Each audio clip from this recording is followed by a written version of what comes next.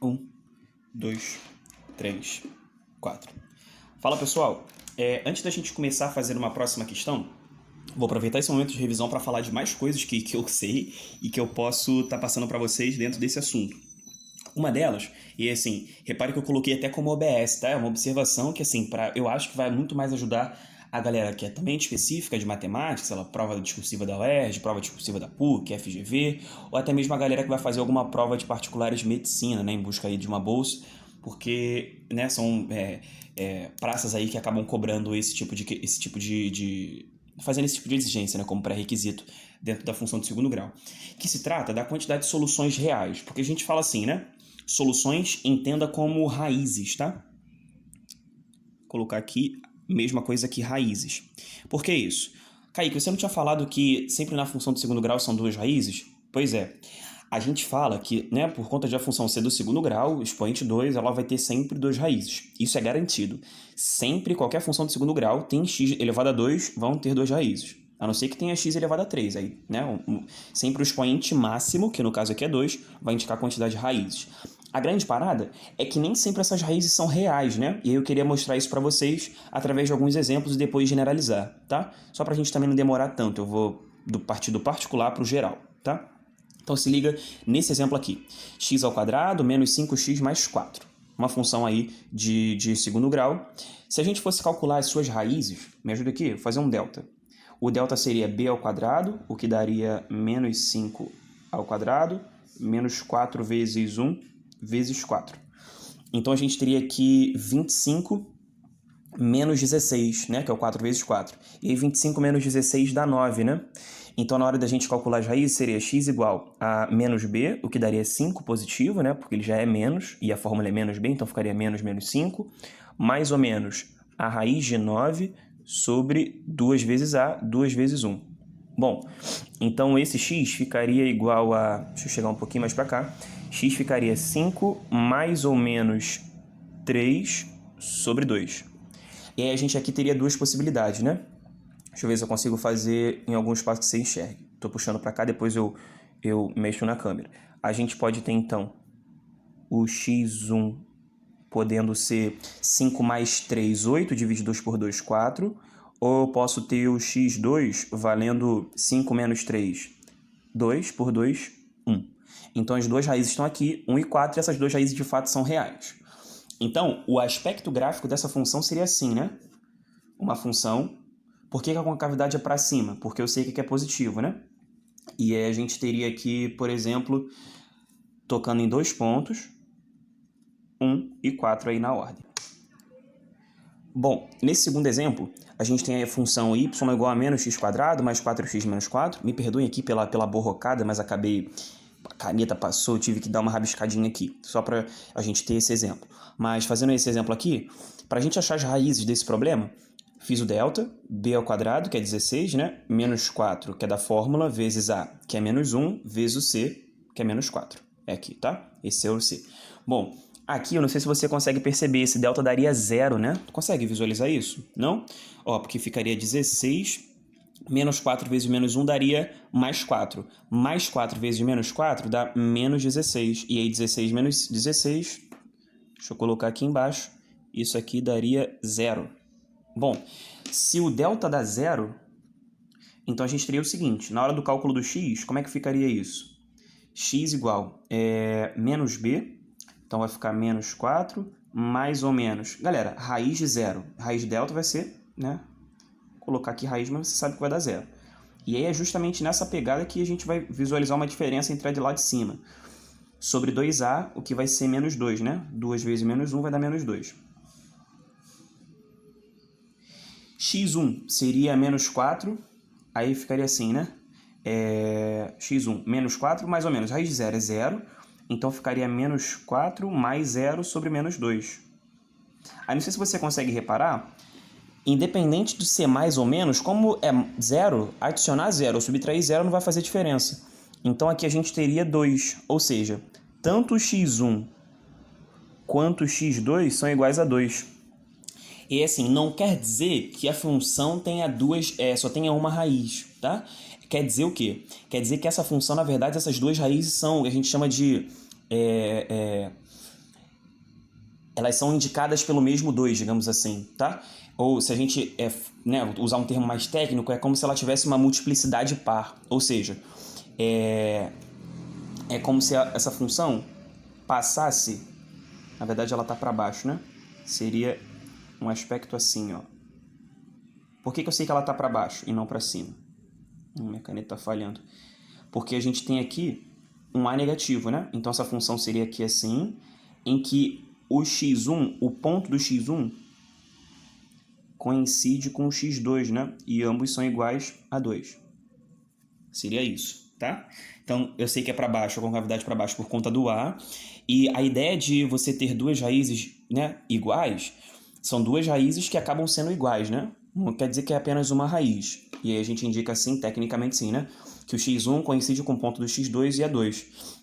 A gente fala nesse exemplo que, por exemplo, né, no primeiro exemplo, né? Tô cheio de palavra exemplo. Mas nesse primeiro exemplo aqui, a gente tem essa parábola tendo a interseção com o eixo x em 2 pontos. Aqui ela é em um ponto só, né? É como se só tangenciasse, né? Só tem um único ponto de interseção. Aqui é como se fosse, né, talvez secante, mas assim, 2 pontos de interseção, um ponto de interseção. E você está vendo que está diminuindo, então, ó, olha o terceiro exemplo. X ao quadrado menos 4x mais 6, beleza? Vamos ver o delta disso? Delta daria, então, b ao quadrado, daria 16, menos 4 vezes 1, vezes 6. Aí ficaria 16 menos 24. Bom, 16 mais 4, 20, daria 8. Daria menos 8 esse delta. E aí, delta negativo vai ser um certo divisor de águas aí pra gente, né? Porque olha só. X vai ser igual a menos b.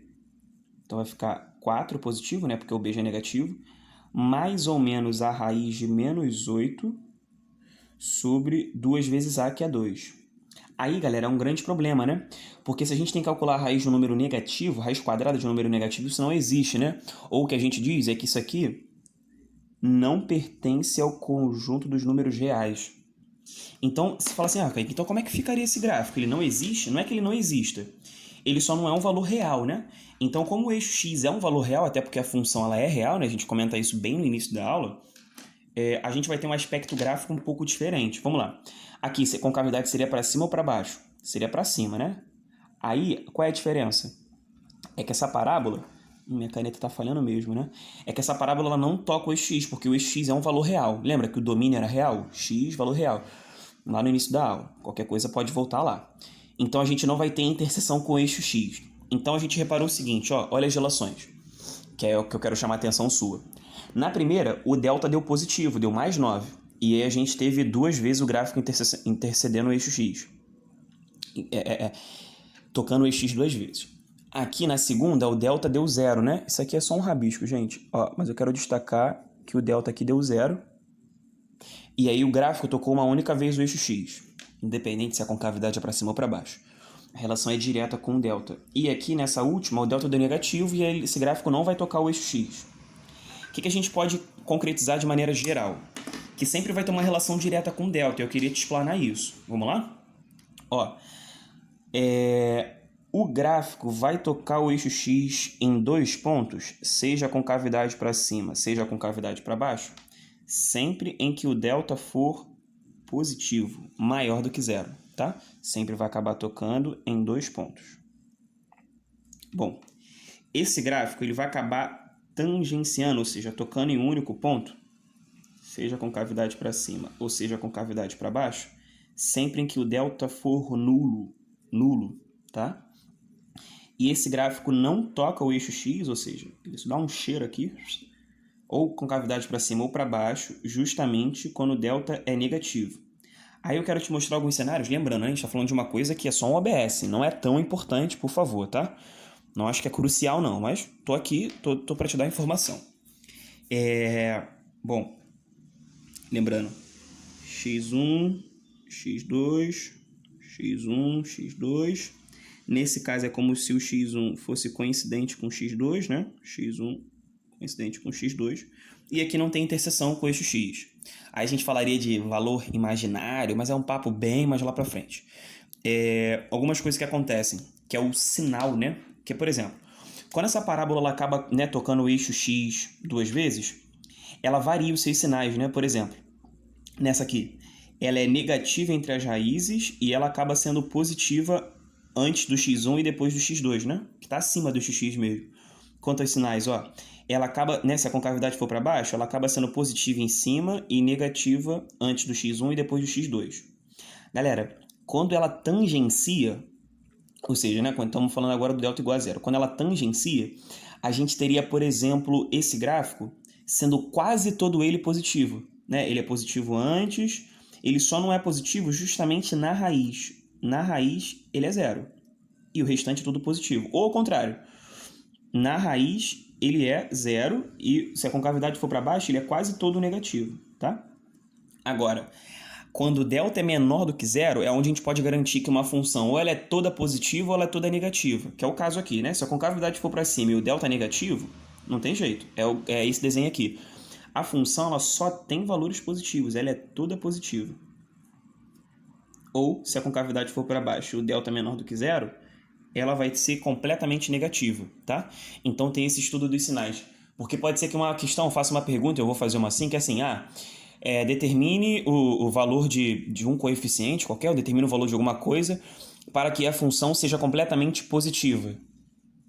Aí, para ser completamente positiva, ela tem que ter duas características, vê se você entende. Ela tem que ter uma concavidade para cima, para ela ficar, né, ela ficar feliz, né, com a boca feliz, e, né, está acima do x. Ou determine o valor de um coeficiente para que ela seja completamente negativa. Completamente negativa tem que ter duas características. Além do delta ser negativo, o A também tem que ser negativo, né? Aí, enfim, a gente trabalharia com esses dois casos, beleza?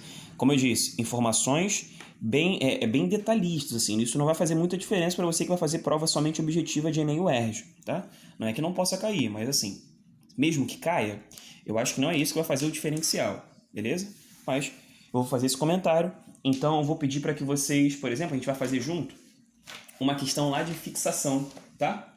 E eu vou botar essa questão agora para vocês num passe de mágica. Galera, meu passe de mágica não falhou não, tá? Eu só queria fazer um último comentário com vocês, que ainda é dentro desse de modo geral, que é assim, se o delta for maior do que zero, eu nem sei onde eu vou escrever isso, tá? Mas, quer ver? Eu vou fazer um resumo aqui em cima, tá? Anota aí. Se o delta é maior do que zero, qual é a consequência disso? Duas raízes reais e distintas e diferentes, tá? Eu vou fazer assim, deixa eu puxar para cá. Duas raízes reais e distintas, tá? Diferentes. Se o delta for igual a zero, são também duas raízes reais sempre, pelo menos até aqui, são raízes reais e iguais. Se o delta for negativo, a gente também tem duas raízes, sendo que elas, vê se você entende, não pertencem aos reais. Ou seja, por isso que ela não toca o eixo x, porque o eixo x é um eixo real, tá? Que é o que a gente estava colocando aqui. Olha lá. Aqui, duas raízes e distintas. Aqui a gente tem que são duas raízes, só que elas são iguais. E aqui a gente também tem duas raízes, porque a equação é do segundo grau, sempre vai ter duas raízes, só que essas duas raízes, ela não tocam o eixo x, elas não são raízes reais, que foi o que eu escrevi mais aqui pro canto. Deixa eu colocar a folha aqui de novo para você, beleza? Tentei fazer esse resumo aí que você é contemplado de várias maneiras. Então, ó, vou levantar um pouquinho o celular, que aí você consegue ter uma visão ampla do que eu coloquei. Foi mal as mexidas aqui, mas olha aí. Beleza? Tranquilo? Então pode dar um print, que aí você depois pode analisar com mais calma. Tranquilo, gente? Então, agora sim, meu passe de mágica vai acontecer. Eu vou, no passe de mágica aqui, fazer surgir a questão que a gente vai resolver sobre isso que a gente acabou de comentar. Ahá! Voltamos aí, um passe de mágica, né, para resolver essa questão de número 8. Aí só como eu indiquei, F é exercício de fixação, tá? Que era uma das que foram cobradas aí. Esse exercício de fixação, eu vou até abrir aqui para mim também, mas ele falava do seguinte, ele pedia, né, sabendo que 4x² menos 2x mais, entre parênteses k menos 1, admite duas raízes reais iguais, determine o valor de k. Eu até esqueci de colocar aqui duas raízes reais e iguais. Bom, A gente sabe que duas raízes reais, se fosse só essa informação, duas raízes reais, ou o delta tinha que ser maior do que zero. Deixa eu dar um foco fixo aqui, que aí você não fica, né, parecendo que está ficando cego. Se fosse só essa informação sem essa de vermelho, né? Ou seja, se fosse assim, duas raízes reais apenas, ou esse delta tinha que ser positivo, que aí toca no gráfico duas vezes, aquela anotação que a gente fez, ou deveria ser igual a zero, que aí toca uma vez no gráfico, tá? Em ambas, a gente tem soluções reais. Como ele falou que essas duas raízes devem ser iguais, então necessariamente ele pediu para que o quê, basicamente? Duas raízes reais iguais, ele quer, em outras palavras, que esse delta seja igual a zero. Delta também é chamado de discriminante, tá? Pode ser que você veja esse termo em algum lugar por aí. Então, por que eu sei que delta tem que ser zero, de novo? Porque ele falou que essas duas raízes dessa função aqui do segundo grau são reais iguais. Ele falou que admite duas raízes reais iguais e pediu o valor desse k. Não sei se você identificou. Se a gente comparasse essa função aqui com a lei de formação do segundo grau, né? ax² bx mais c, é como se o a fosse o 4, o b fosse o menos 2 e, cuidado, o c fosse tudo isso. É todo termo independente. Então, bora lá? Esse delta tem que ser zero, porque a gente já sabe pelas características, e o delta aqui calculado seria menos 2 ao quadrado, que é o b ao quadrado, menos 4 vezes 4, que é o a, vezes o c, que é k menos 1. Isso tem que dar zero. Bora. Então, zero vai ser igual a 4, que é menos 2 ao quadrado, menos 4 vezes 4 dá menos 16. Então, seria menos 16 vezes k. Então, dá menos 16k. E menos 16 vezes menos 1 dá mais 16. Tudo bem? Bom, a partir disso, agora é só isolar o valor de k para que a gente consiga determiná-lo, né? Bora lá. Então, a gente fica com 16k para cá positivo, só para, né, o k ficar positivo. 16 com 4, a gente vai ter 20, beleza? E a gente tem o k, então, valendo ou 20 16 avos, o que você também pode simplificar, né? Por 4 e por 4. Então, esse valor de k seria 5 quartos. Poderia ser a resposta. Então, respondendo a pergunta dele, né? Qual o valor de k para que você admita raízes reais iguais? Aí, se você quisesse, você até poderia substituir para ver se de fato isso vai acontecer, tá? Vamos fazer de cabeça isso? 5 quartos é 1,25. Então, você ficaria com a função 4x ao quadrado, só para a gente ver aí, ó, prova real, 4x ao quadrado menos 2x mais, bora, k é 1,25, menos 1, daria 0,25 positivo igual a zero. Vamos ver o delta disso? O delta disso eu vou ter que fazer um pouquinho rápido, porque eu estou com pouco espaço.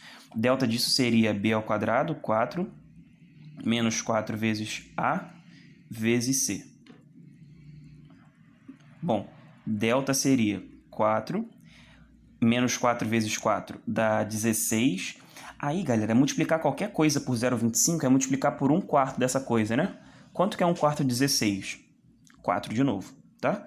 Lembrando, isso aqui é a fórmula do delta igual a b ao quadrado, menos 4 que multiplica a e que multiplica c. Aí lembra? Cuidado para você nesse meio aqui não fazer conta errada. Não vai fazer 4 menos 4 não, por favor, hein? Lembra que entre uma subtração ou uma soma comparada com uma multiplicação ou divisão, resolve a primeira multiplicação. Então, primeiro a gente tem que resolver tudo isso. Como 0,25 é a mesma coisa que 1/4, é como se esse 4 cancelasse com esse 1/4 daqui. Aqui, ó, como é que eu tô muito bonzinho hoje para tu. Ó, 0,25 é a mesma coisa do que 1 sobre 4. Aí, então, é como se esse 4 cancelasse aqui, então ficou 4 menos 4. E o delta, de fato, vai dar zero. Beleza? Então, a gente fez uma prova real e viu que está completamente correto. Tranquilo, gente? Beleza? Eu vou fazer assim, ó, chegar um pouquinho para cá. Sim? Viu aí agora, de boa? É isso. Então, K tem que ser 5 quartos ou 1,25. Outra questão que também eu vou fazer, para que a gente, né, revise junto. Então, se você quiser fazer, dá uma olhada aí, dá um pause, depois faz, tá? É a número 14 de fixação essa.